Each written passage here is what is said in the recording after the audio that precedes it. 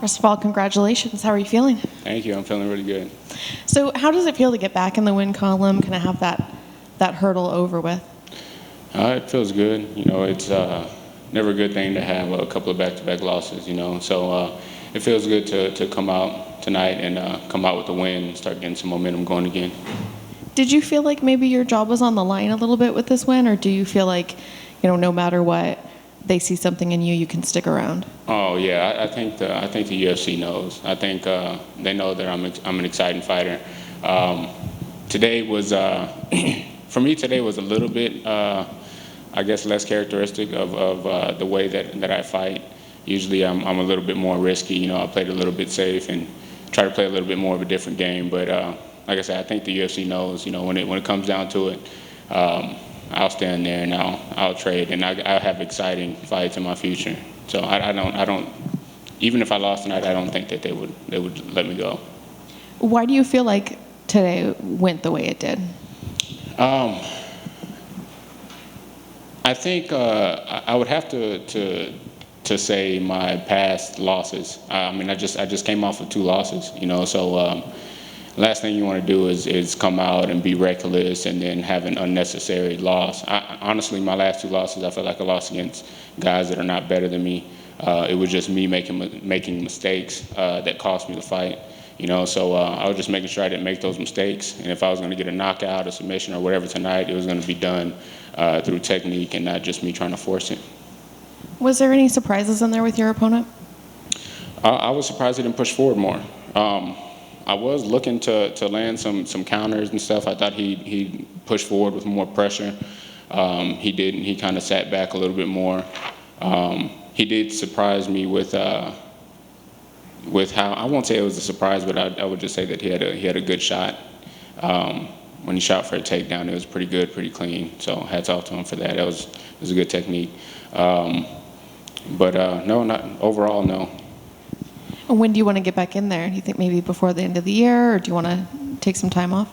Yeah, I'm healthy. I didn't really take any damaging shots or anything like that. A little bruised on the shin, just ice that up, and I'm ready to go. So if they hit me up with some news or an opponent or something, I'm ready to go. I'm healthy. Do you have an opponent in mind that you'd like to call out, or anybody you've kind of had an eye on? Yeah, I was just talking to. I was just doing another interview, and I was telling them at some point I want to get that. I want to run it back with Morales. I didn't like how that went. I don't think that he's the better fighter. And that's not down in him. He did a great job when we fought. I just don't think that I wasn't satisfied with the way that went. Obviously, because I lost the fight. But I don't know. I don't think he really got a real sense of what it's like to fight me. So yeah, I'd like him. Thank you. Hey, Trevin. Was this your first fight post being a police officer? Yes. How did that feel? It felt good. Just being able to have a full training camp. Usually, shout out to the Houston Police Department, by the way, North Belt. I'll come back and see you guys soon. But it felt good. Usually, I would be at work. I'd have to train in the morning, then have the evening shift. Get off at 11 and come home and just eat enough to be able to fall asleep and wake up and train and go to work again, right? So just being able to just train and hang out with the family a little bit more and really get more cardio done, it was great. I mean, the weight cut and everything was good just because I was more active. So it was great being able to fight full time and really just have my mind on mixed martial arts and not everything else. What was the decision to leave the force? Well, when I was coming off those 2 losses, and I was just thinking to myself, man, I'm not really putting forth the amount of time that these other pro athletes are putting in. Being a police officer was great, and fighting at the same time was great. I had a few wins, I had some success there, but when you look at it and everybody's trying to get a competitive edge. I'm like 1 foot in, 1 foot out, and then everybody else is all in. I'm fighting guys that are getting 3 or 4 hours of training a day while I'm getting like 1.5, that's no way to be, as a professional, especially on this level. So it was necessary. Yeah, it sounds like a complete, just insane schedule that you had going. I mean, I guess, are you surprised at how far you went and how far you've gone in your career with that kind of schedule? Yeah, man.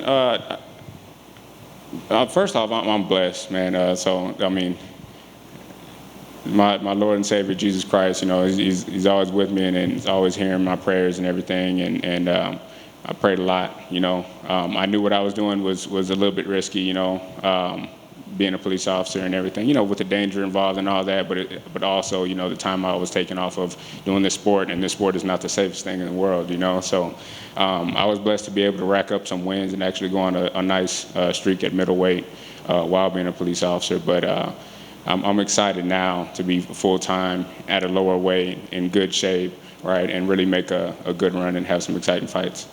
Heavyweight fighter Chris Dawkins also left the Philadelphia police force. And I asked him, and so I'm going to ask you, is it kind of nervous leaving a comfortable paycheck and a pension and everything to be a pro fighter? Yeah,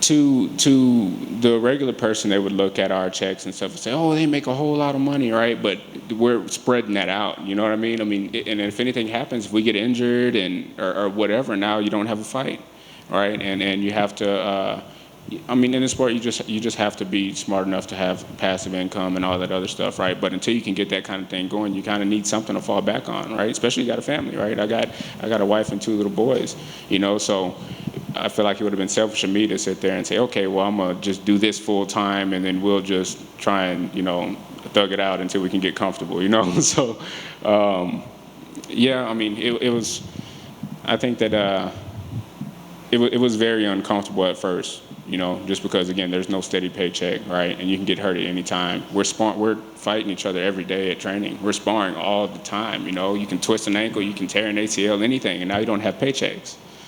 So that part was a little bit scary, but took a leap of faith, prayed on it, and I've been blessed. Congratulations. Thank you.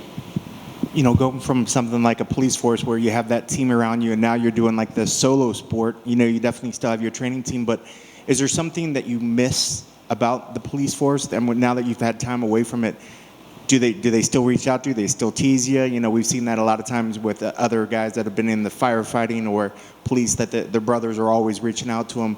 But is there something that you miss from the police force now that you're not part of it? Yeah, I get a lot of love from the Houston police. There's a lot that I miss about it. I miss the people there. You meet a lot of good people there. Also, just being able to interact with the community on the level that I was doing it. Being able to try to help people out. And change the way that people view the police. Let them know that there are police officers out there that are regular people. They're just coming to try and help you out. But yeah, there's a lot to be missed. There's a lot of benefits and stuff inside of being a police officer. But like I said, I still reach out to them. I still talk to them. A couple of officers there. So I'm not working there, but I still keep in touch. And like you said, with trying to actually have some outreach to the community, do you feel that this platform, is this something that you're still going to try to do as you grow in this platform as well, giving back to your community? Yeah, of course. To me, that's one of the most important things that you can do as a human being, right? If you're just on this earth living for yourself, that's kind of sad, right? it sounds like a lonely life, right? So I feel like if you can be a helping hand to somebody else, you're never worthless, So I feel like that's always something that's in my head, is to try and help somebody else.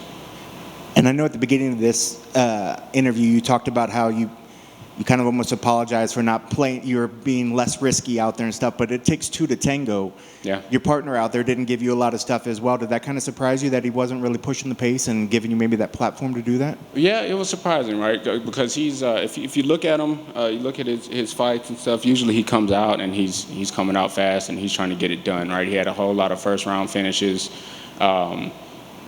I took him as that guy that was going to gas himself in the first round trying to get a finish, So when that didn't happen, it was a little bit surprising. I did really want to get a very exciting knockout, from him stepping in too hard and him overcommitting, and he didn't do that. So I think that he kind of did the best thing that he could have done for this fight. I just think that, I was just faster and I had the better technique out there, so it didn't really work out for him. And then lastly, I know you mentioned earlier that you had some good wins at middleweight. This is your second fight in a row, that at 170. How happy are you that you finally made this move? How good did you feel in there? And is there any possible thought that you wish you would have did this a little bit earlier in your career? I won't say I wish I'd have done it earlier, like I said, because I had so much success. I really did. I had an exciting career at middleweight, but I do feel happy that I'm at 170. I feel like I could have done it sooner. At first, I had coaches that would tell me, hey, we're going to go to 170, and I was just like, oh, you're out your mind, right? There's no way I'm going to make welterweight, right? But it just took that discipline and getting with, icon males and stuff, and the UFC helping out a lot with nutrition and stuff to help me get there. And again, me being full-time as a fighter would help me keep the weight down a little bit more. So it feels comfortable for me right now. My weight cuts are feeling good. It's great. I mean, I'm happy right now. I wouldn't change anything about, the past or, going down to 170 any sooner. But I feel good. I feel good here right now. Yeah, I was going to say, because you didn't even struggle on the scale. You came right at 170, the championship weight. I mean, so was this a whole redesign of your life going into this? Did you just sort of change your whole way that you approach life? So I actually, when I got down to 169, and I was drinking water on the way to the scale, right? Wow. So it was the weight cut was really smooth and easy. Yeah, I mean, I think in total, just the restructuring of my life and working out more, being able to have more time for the conditioning and everything, right, is what contributes to me being at 170 and being healthy and feeling good here. That's awesome. Congrats on the victory. Thank you. Trevin over here. Going into that third round, did you feel that you were up on the scorecards, or did you have a sense of urgency going into the third round? I knew I was up. He didn't. There's not much that he really did. I landed a couple of clean shots, just threw some jabs and stuff out there, hit him with a couple of crosses.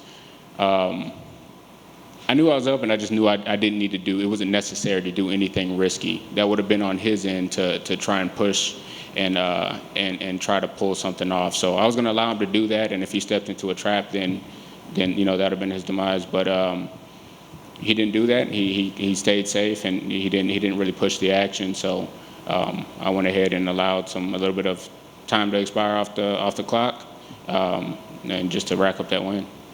Yeah, and in that third round, when he got that takedown, were you working for a choke there, or was that just you securing position on the bottom?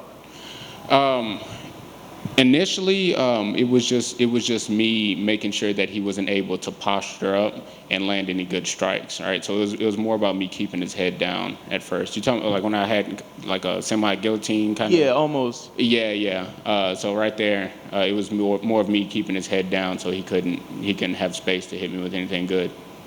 All right, that's all I got for you, man. Congrats on the win. All right, thanks, man.